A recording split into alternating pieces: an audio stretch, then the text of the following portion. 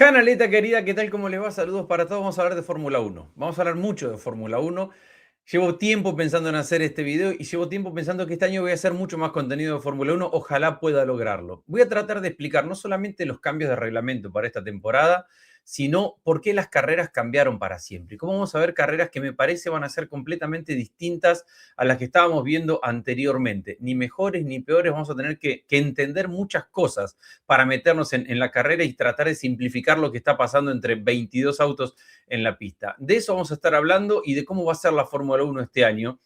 Tengo duda, no sé si hacer un canal nuevo para la Fórmula 1, no sé si soy capaz de hacerle mucho contenido, porque también aprendí que YouTube me va a castigar si le meto Fórmula 1 a este canal donde hablamos tanto de fútbol. Así que cualquier idea que tengan acerca de cómo podemos dividir esto de Fórmula 1 y de fútbol es bienvenida. Pónganla en los comentarios que la iré leyendo e iré aprendiendo de ellos. Primero y principal, lo que ya sabemos, el auto es más chico y es más liviano. Esto ya se ha hablado muchísimo y tiene una potencia distinta a la que venía teniendo el año pasado, no solamente en cantidad de potencia, sino en cómo se genera esa potencia. Ahora vamos a hablar de eso, muchísimo vamos a hablar de eso, porque es el cambio que más afecta a la Fórmula 1. Primero, a la izquierda de blanco el auto del año pasado, o del ciclo pasado, en azul el auto de este año. Un par de novedades importantes. El auto es más corto, es más angosto, es más liviano, tiene mayor ancho en el ala trasera, pero tiene menos carga aerodinámica porque tiene solamente 3 elementos.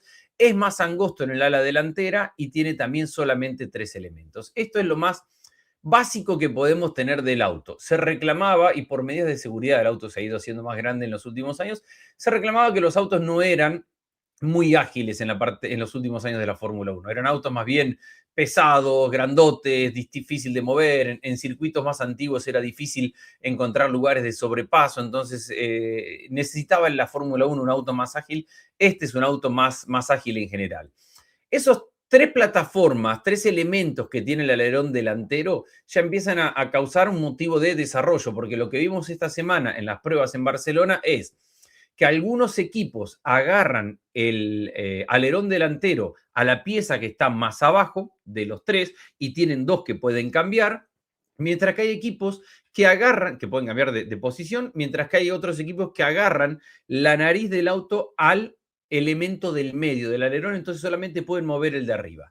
Recuerden que la gran novedad para esta temporada es que van a tener un sistema de DRS en la parte delantera y en la parte trasera, que ya no se llamará DRS, se llamará la aerodinámica dinámica, y básicamente lo que le va a permitir a estos autos es alerón delantero y alerón trasero, abrirlos y cerrarlos cuantas veces quieran en cualquier lugar del circuito y en cualquier situación de carrera. Y ya no es el DRS que se bajaba para tratar de pasar al auto de adelante cuando estabas a menos de un segundo. Va a haber otra forma, otra ayuda para el que quiera pasar, pero no va a pasar por los alerones. Ahora vamos a hablar mucho de esto, de los cambios de alerones, porque la primera lógica que encontramos todos es, bueno, en las curvas lentas van a tener todo el ala, después cuando tengan rectas largas van a bajar las 2 alas y van a ser mucho más rápidos. Pero ahora me voy a meter a hablar un poquito de eso, de cómo va a cambiar los conceptos de los autos y cómo va a cambiar la forma en la cual los autos son diseñados, construidos y sobre todo cómo se piensa el auto para cada carrera, pues, cómo se concibe el auto para cada carrera. Eso es lo más importante, el auto más chico, el auto con la aerodinámica móvil, alerón delantero y alerón trasero, más limitados en cantidad. Acuérdense que hubo una época de los años donde los alerones tenían 1000 aditamentos y 500 alerones más grandes, más chiquitos. Ahora adelante va a poder haber 3 y además va a ser más angosto, como lo pueden ver, 1350 es la dimensión del alerón delantero. Algunos equipos ya probaron en Barcelona, en la parte de afuera, un segundo alerón hacia los costados, pequeño. Eso está permitido. Vamos a ver cuánta vida le dan a eso. Alpine con Colapinto fue uno de los que probó ese sistema. Los neumáticos son del mismo diámetro, de 18 inches, un poquitito apenas más chicos de diámetro, 705 milímetros a 720, pero básicamente son los mismos, de 18 inches. La gran diferencia es que son mucho más angostos. Y al ser mucho más angostos, se pierde aproximadamente un 10% de superficie de contacto con el piso. Y al perder 10% de superficie de contacto con el piso, automáticamente se pierde grip, se pierde agarre, porque hay menos neumático que está tocando el piso. Es decir, Una variante que va a generar un impacto muy importante porque los autos van a tener mucha potencia, porque son más livianos, porque son más chicos y porque aparte el neumático al ser más chico tiene menos adherencia, si se quiere, a la hora de doblar. Ahora, el tema de los neumáticos tiene que ver con el peso, porque hablábamos de 770 kilos con respecto a los 800 que tenía antes el auto de Fórmula 1.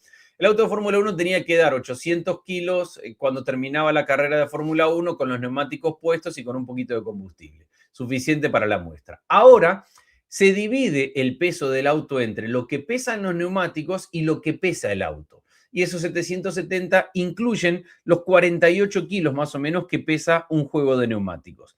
¿Qué significa esto? Que ya no vamos, 46,4 kilos. ¿Qué significa esto? Que ya no vamos a ver que terminada la carrera, los autos lentamente vayan buscando la parte más sucia de la pista para que se vayan pegando los pedazos de caucho que habían quedado en la pista como consecuencia del desgaste de la carrera y con eso iban ganando peso. Con eso iban subiendo un par de kilos como para dar el peso reglamentario. Eso ya no va a poder, no va a pasar más porque el peso del auto se divide reglamentariamente en el auto y los neumáticos. Los neumáticos pesan 46,4, mientras que el auto va a pesar entre 724 y 726, porque al final de cuentas hay que llegar a esos 770 sumando los dos compuestos. De esos 725 kilos que pesa el auto, sin los neumáticos, hay que calcular que más o menos 135 kilos pesa el motor, más 20-25 kilos de las baterías, 20-25 kilos del sistema de recuperación de energía. Por eso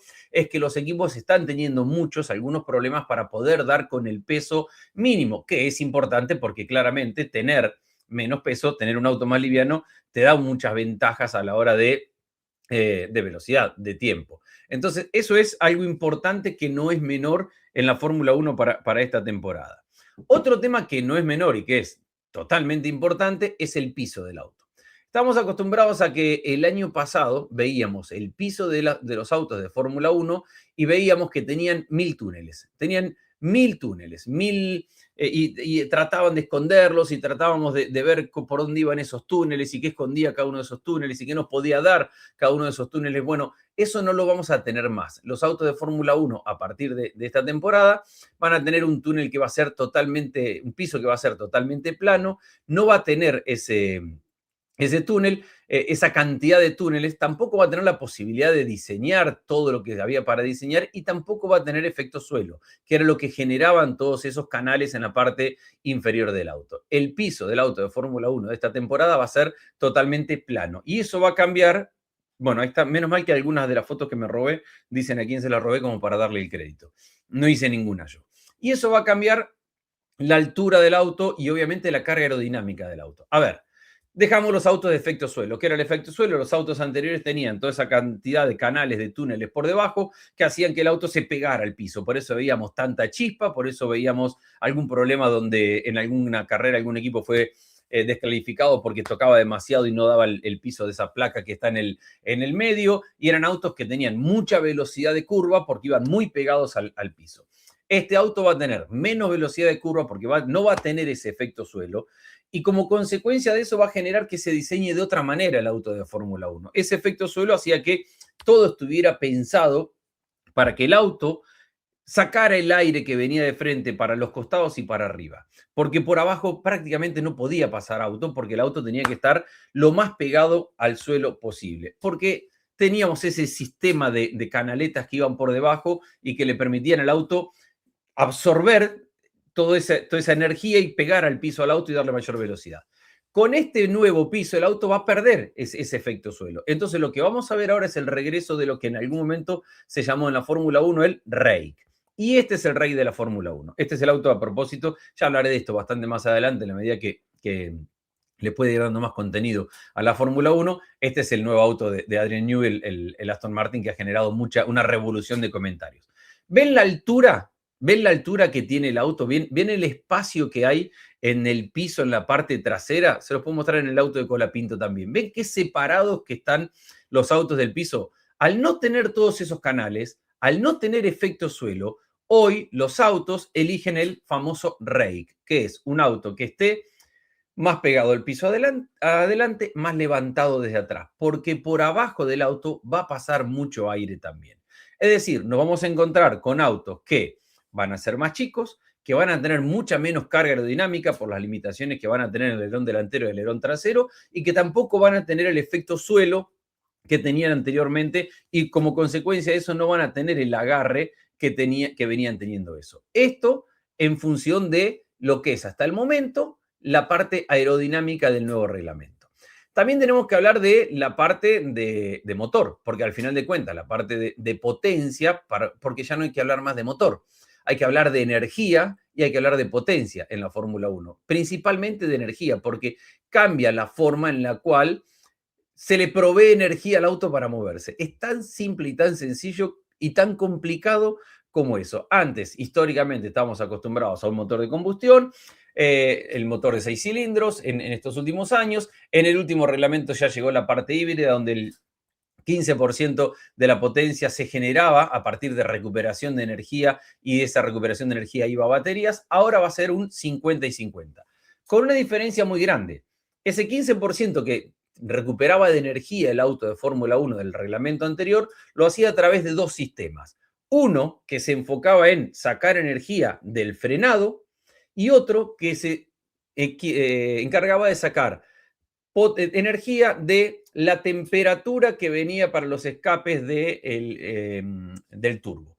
Ese segundo elemento de recuperación de energía ya no existe para esta temporada de Fórmula 1. Entonces, la Fórmula 1 va a tener mucha más energía, 50 y 50. 50% va a ser energía recuperable del auto, 50% va a ser energía que provee el motor tradicional que conocíamos habitualmente en la Fórmula 1. Esto significa, entre otras cosas, primero, que las baterías son más grandes, que también hay que ver el tema del peso para poner más baterías, el sistema de recuperación de energía, porque ahora va a recuperar mucha más energía de la que recuperaba antes de ese frenado, y aparte solamente se va a recuperar energía del frenado del tren trasero del auto y no del tren delantero. Por eso hablaba de los pesos anteriormente y de la complicación que han tenido algunos como para poder dar con el peso mínimo, que es lo ideal, obviamente, en función de conseguir velocidad. Ahora, y vamos a escuchar hablar mucho de energía, yo los voy preparando porque vamos a escuchar hablar mucho de energía y seguramente estamos esperando todos a ver qué nos muestra la Fórmula 1 en cuanto a gráficas, cómo nos va a enseñar durante la carrera, todos los que estamos siguiendo el espectáculo, en qué condición de energía está cada uno. Porque la energía no es ilimitada. Y el gran debate, y ahora me voy a meter a hablar un poquito de eso, pasa por cómo los autos y cómo los pilotos y cómo los ingenieros hacen de la recuperación de energía un tema principal de la carrera. No solamente que no la tienen ilimitada, sino que entender en qué momento pueden utilizar esa energía, cuánta energía pueden utilizar y cómo la pueden utilizar, básicamente va a definir la carrera. Por eso yo les decía que vamos a ver carreras completamente distintas, porque no vamos a hablar únicamente de la carrera, de quién lo pasa, de quién no lo pasa, de quién tiene más motor, quién tiene menos motor, de quién viene.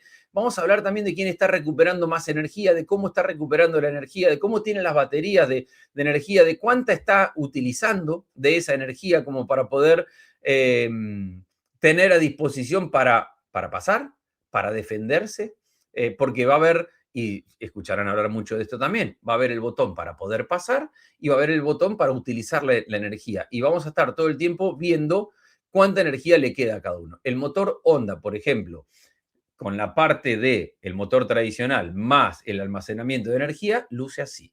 Una cosa completamente futurista con respecto a lo que estábamos utilizando. Y acá nos vamos a meter en cuestiones que tienen que ver más con una cuestión técnica. Es decir, el motor a combustión va a ofrecer el 50% de la potencia. El motor, la energía recuperada de los frenos va a ofrecer el otro 50% de potencia. El tema es, y este ha sido el debate de este último tiempo, que es muy difícil recuperar toda esa energía en una vuelta solamente en los lugares de frenado.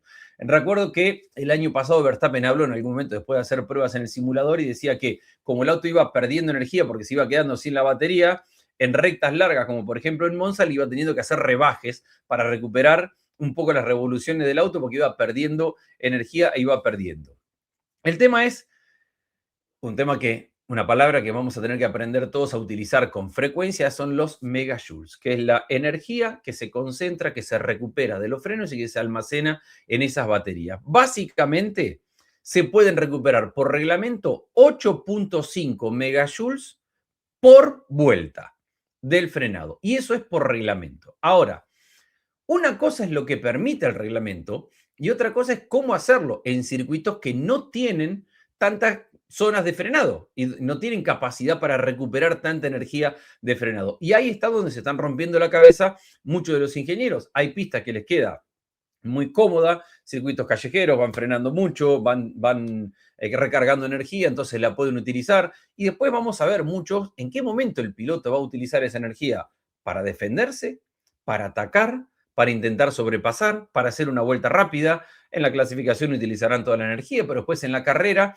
el administrar esa energía y cuánto pueden recuperar, me parece que va a ser por lo menos entretenido. Por momentos me da miedo de cuánto tenemos que entender para ver una carrera de auto, pero creo que al principio va a ser complejo porque este reglamento es nuevo para todos. Después, con la medida que vaya pasando el tiempo, se va a ir normalizando para todo el mundo. Este gráfico, que es un poquito complejo, me parece que es bastante fácil para entender y explicar cuánta energía recupera en condiciones normales el auto. Primero, volvamos a este gráfico. Este auto, que es más chico, con menos carga aerodinámica, más liviano y sin efecto suelo y con neumáticos más finos, va a necesitar más espacio para frenar.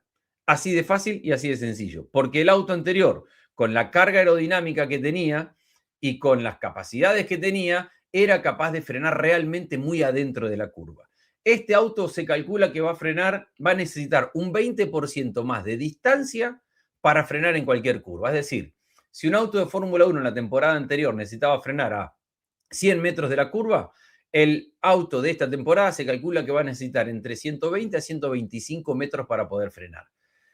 Todas las variables de energía más un frenado más largo hacen que se genere más oportunidades de sobrepaso, porque el problema con el auto anterior, entre otras cosas, salvo que era solucionado por el DRS, era que el auto frenaba tan adentro de la curva que ¿a dónde estirás un frenaje? ¿Cómo haces para meter el auto si tenés pocos metros para intentar algo parecido? Bueno, ahora se va a necesitar un 20% más de espacio, de distancia para poder frenar. Eso, sumado a que la velocidad de curva va a ser mucho menor porque el auto anterior tenía efecto suelo, más carga aerodinámica, entonces el tráfico, el tránsito y neumáticos que le daban mayor grip porque eran más grandes. El tránsito de una curva era tremendamente más rápido el año pasado del que vamos a tener este año. De hecho, los primeros registros, cuando empecemos a competir, creo que el auto va a ser más lento este año en principio, en el tiempo total de vuelta, que el del año pasado. Y eso que va a ser más rápido en velocidad final y va a ser más rápido en rectas, pero como tiene menos carga aerodinámica y doblarse le va a complicar mucho, entonces va a necesitar más espacio de frenado, va a haber más maniobras de sobrepaso. Ahora sí, explicado eso, venimos a esto. Le voy a explicar el primero, donde dice Italia. ¿Y qué significa? En Monza se frena el 11% del circuito, 11.6. Vean atención, Italian ahí arriba y ahí vamos a entender todo lo demás muy fácil. Síganme, ténganme paciencia con esto porque llevo días preparando todo esto. 11% de la vuelta se frenaba en Monza, que es un circuito que tenía obviamente poco frenaje y mucha recta. El tiempo de clasificación fue de 79 segundos más o menos el año pasado en Monza. Es decir, 1.19, 1.20 era más o menos el tiempo. Y se frenaba el 11%. El 11% de 79 se frenaba 9.2 segundos. Como calculamos que se va a frenar un 20% más esta temporada, por lo que explicaba recién, neumático más chico, menos carga aerodinámica, bla, bla, bla, todo eso que hablábamos recién, se van a requerir 20 metros más en 100 metros para poder frenar el auto. 20% más. Por eso vamos a pasar de los 9 segundos que se frenaba el año pasado a 11 segundos que se va a frenar en esta temporada. El tema es que, acá estamos con los megajoules, MJ, acuérdense de eso que lo vamos a ver mucho. En 11 segundos, de acuerdo al reglamento de la Fórmula 1 y cuánta energía permite recuperar del frenado mismo, en 11 segundos se recuperan 3.86 megajoules. 3.86. Acuérdense que por reglamento, pueden recuperar hasta 8.5 por vuelta. Entonces, hay un déficit que los equipos y los pilotos van a tener que reemplazar de otra manera. Primero, no se puede, porque alguien en algún momento lo dijo y lo escuché en algún programa, no se puede simplemente ir en una recta con el acelerador a fondo y frenando un poquito, para que ese freno poquito te vaya cargando las baterías. Está prohibido por reglamento. La forma, y es un tecnicismo demasiado complejo que no me voy a poner a explicar ahora porque me llevó un buen rato entenderlo, básicamente en ciertos escenarios donde el piloto podría ir con el acelerador a fondo y no lo hace y levanta, famoso lift and coast, se dice en inglés, que es cuando levantás y transitas ciertos momentos que podrías ir acelerando, pero los transitas. Se usaba mucho para ahorrar gasolina, eso, para ahorrar nafta. En esos momentos donde no utilizas la potencia que podrías estar utilizando, se genera una recuperación de potencia. Pero el gran objetivo que tienen todos es llegar a que el auto recupere 8.5 megajoules por vuelta. En la última columna, MJ Rank dice el ranking de los megajoules, es decir, en qué circuito se recupera más, en qué circuito se recupera menos. Por ejemplo, vamos a ver que el circuito número 1 es Azerbaiyán. En Bakú, como se frena el 20% de la vuelta y es una vuelta larga de 101 segundos, vamos a pasar de 20 segundos frenando el año pasado a 25 casi. Es decir, se van a recuperar 8.69. Se va a recuperar más de lo que el reglamento te permite recuperar por vuelta. ¿Por qué? Porque es un circuito en el cual está frenando el 20% del tiempo. 25 segundos de los 100 que tiene la vuelta, de los 101, está frenando. Y eso permite una recuperación máxima de energía constante. Ahora, en este momento está todo el mundo tratando de ver cómo funciona todo esto, porque lo que vimos esta semana en Barcelona con las pruebas es, primero principal, tratar de que todo esto funcione. Tratar de, por primera vez, poner el motor en el auto, ponerlo en pista, que cuando pongas primer arranque, que la caja esté bien con el motor, que el motor esté bien ensamblado con el auto, con el chasis, que las baterías recuperen la energía, que toda la parte eléctrica esté bien conectada, que los botones que tienen en el volante funcionen para atacar, para defender, para todos los escenarios que va a tener la carrera y que todo eso funcione y que además sea confiable, es decir, que se puedan dar muchas vueltas. En ese contexto donde se vienen dos pruebas más en Bahrein, presten atención a la primera carrera. La primera carrera es Australia.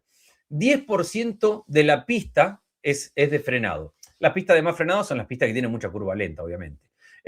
Y en Australia hay mucha curva de mediana y alta velocidad donde no hay que frenar tanto. 10% de frenado. En una vuelta de 75 segundos vamos a pasar de casi 8 a 9,5. Se van a poder recuperar solamente 3.28 megajoules por vuelta de los 8,5. Es decir, los pilotos no van a tener tanta energía, salvo que van a encontrar otras maneras de tratar de recuperar energía. Pero esto tiene que ver con la administración de la energía que van a tener que hacer. Los pilotos no van a poder apretar el botón de boost, de energía, permanentemente, ni siquiera mucho, porque se van a encontrar con que el auto se les va a quedar sin energía en cualquier momento. Y por eso, a ver, ahí lo tenemos, es el 23º de 24. Australia y Arabia Saudita son los 12 circuitos que tienen menor recuperación de energía por frenado en toda la temporada. Hay otro tema, esto tiene que ver con la parte de energía. Después, hay otro tema que tiene que ver cómo se usa esta energía. El piloto que va adelante la puede usar para defender, porque hay una cuestión que tiene que ver con el reglamento, que a determinada velocidad te empieza a quitar energía. Entonces, los autos van a ser más rápidos, pero no lo vamos a ver al final de la recta y no van a ir ganando velocidad progresivamente. Entonces, lo que hay que hacer es, primero, por una cuestión para defenderse, segundo, para llegar a esa velocidad máxima lo antes posible. Saliendo de las curvas, sobre todo una curva lenta, apretar el botón de energía extra para llegar a esa velocidad lo más rápido posible. Porque llegar a esa velocidad lo más rápido posible te significa ganar tiempo, porque va a llegar un momento en que vas a llegar a una velocidad máxima donde te va a limitar la propia energía. Y eso lo voy a explicar ahora cuando hablemos de cómo pasar. ¿Cómo se va a pasar en la Fórmula 1? Préstenme atención con estos gráficos. Vamos a mirar el gráfico de arriba. En la línea que está en los 350, es la línea de velocidad, es decir, de potencia entregada por la energía. 350 kilowatts entregados por energía. Esa es la línea verde que va por ahí arriba. Y abajo tenemos la velocidad. Cuando el auto llega a 290 kilómetros, ahí está entre 280 y 300 donde se empieza a levantar la liñita roja. Cuando el auto llega a los 290 kilómetros por hora, la batería empieza a entregar menos energía al auto. Por eso la línea azul empieza a descender, porque el auto empieza a recibir menos energía. Significa que va a seguir ganando un poco de velocidad, ahí lo vemos, va a llegar a 320, va a llegar a 340, pero con menos energía que venga de la batería. Mientras que cuando el piloto, por eso yo les digo que el piloto tiene que tratar de llegar lo más rápido a 350 para tratar de pasar ese tiempo rápido en máxima velocidad. Y hay otro dato que no me voy a meter a explicar ahora, pero les cuento. El auto del 2026 va a acelerar de 0 a 160 básicamente en el mismo tiempo que aceleraba el auto del año pasado. Ahora, por todos estos motivos de utilización de energía y del motor y cómo va a funcionar la categoría, entre 160 y 320 kilómetros por hora se va a dar la gran ventaja con respecto al año pasado. Es decir, vamos a ver autos que van a salir volando una vez que empiecen a acelerar después de la curva y que cuando lleguen a los 160 van a ser mucho más rápido que los autos del año anterior hasta los 320. Ahí empiezan a perder, a los 290 empiezan a perder línea azul, empiezan a perder aporte de la energía. El que apriete el botón para poder pasar, para eso tenés que estar en el inicio de la vuelta un segundo por detrás del auto que va adelante, va a tener la ventaja, ojo, va a tener la ventaja, pero tenés que tener la energía disponible, de poder permanecer hasta los 336, 337 kilómetros por hora utilizando toda la energía disponible, es decir, los 350 kilowatts. Conclusión, mientras el auto que va adelante empieza a perder energía a los 290, el que viene atrás va a seguir teniendo esa energía hasta los 337 kilómetros. Lo que está mostrando el gráfico de abajo es la suma de potencia entre la energía que genera el frenado y que va a las baterías, es decir, la energía que entrega las baterías, el MGU, que se llama KMGU, y la energía que entrega el motor. Es decir, el auto va a estar alrededor de los 1000 caballos de fuerza. Y ahí lo vamos a ver. Cuando lleguen a 290, esos 1000 caballos de fuerza va a pasar a que el que venga desde atrás va a mantener esos 1000 caballos de fuerza hasta los 310, 315. El que empiece a perder la potencia de la energía por batería, la línea azul que va bajando, a partir de los 290 kilómetros, empieza a perder potencia. Presten atención a la línea roja. La línea roja marca la diferencia de potencia a favor del que viene atrás. Es decir, cuando llegan a 320, que la línea roja está entre 320 y 200, significa que a 320 kilómetros por hora, el auto que viene atrás va a tener 200 caballos de fuerza más que el auto que viene adelante. Espero no volverlos locos con todo esto. El auto que viene atrás, a 320, va a tener 200 caballos de fuerza más de los que tiene el auto que viene adelante, porque naturalmente, por reglamento, va a empezar a perder energía que viene de la batería.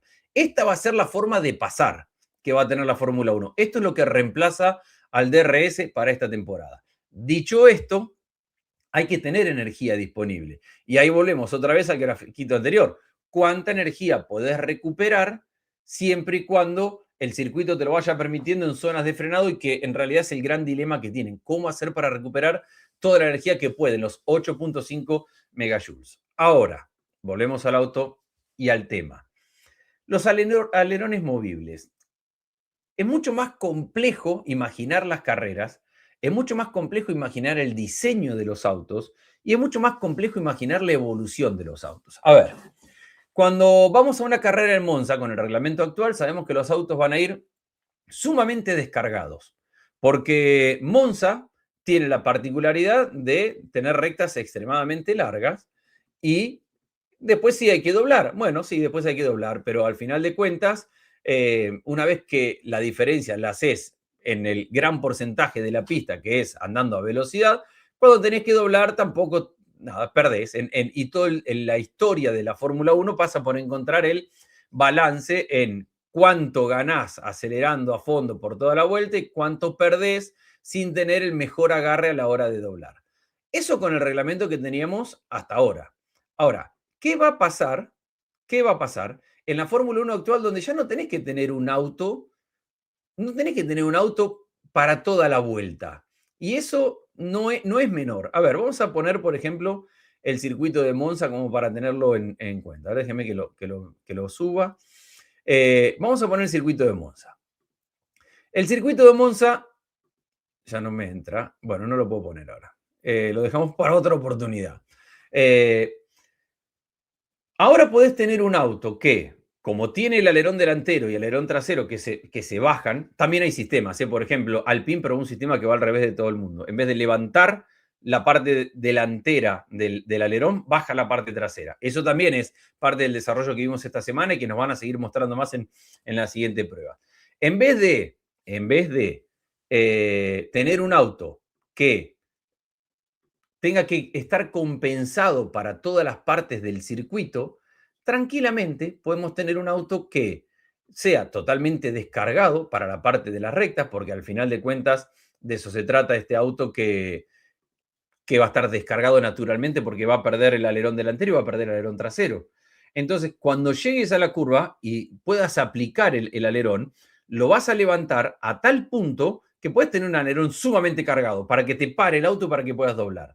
Entonces, no es que vamos a tener que en algunos lugares de la pista se va a cambiar el alerón. Es que a mí me parece, y eso lo iremos aprendiendo en la medida que vamos viendo carreras, a mí me parece que vamos a ver cada vez más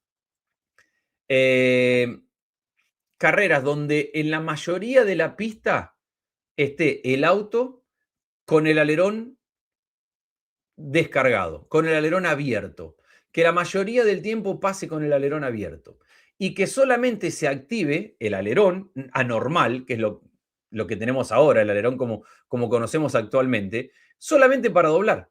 Y solamente para doblar en algunos escenarios. Esto es otra vez lo de la potencia que le decía hace un ratito. Entonces me parece que le cambia mucho la forma de manejar y la forma de diseñar el auto, porque uno pensaba, listo, para Monza tengo que llevar un auto descargado, para Mónaco tengo que llevar el auto más cargado de todos, y había un concepto atrás del cual también había que hacer una planeación de cómo ibas a evolucionar en el desarrollo del auto. Y ahora vos podés tener un auto sumamente descargado en la recta porque vas a bajar los dos alerones, pero lo puedes tener muy cargado a la hora de doblar, o lo puedes tener medianamente cargado, o lo puedes tener con poca carga, de acuerdo a lo que el tipo de pista tenga. Entonces, eso va a cambiar también el diseño y el concepto de cómo desarrollar los autos a futuro, porque ya no vas a necesitar un estilo de auto. Vas a tener como dos autos para la misma prestación. Un auto para las partes rápidas y otro auto para doblar. Y básicamente eso es lo que va a pasar. Resumen de lo que ha pasado esta semana en Barcelona. Este se lo robé a Diego Mejía, a quien le mando un abrazo grande. Porque no me acuerdo a quién le voy robando todas. Mercedes ha dado 500 vueltas, 2.300 kilómetros. Ferrari ha dado 442. Haas ha dado 387. Muy bien Alpine con 345.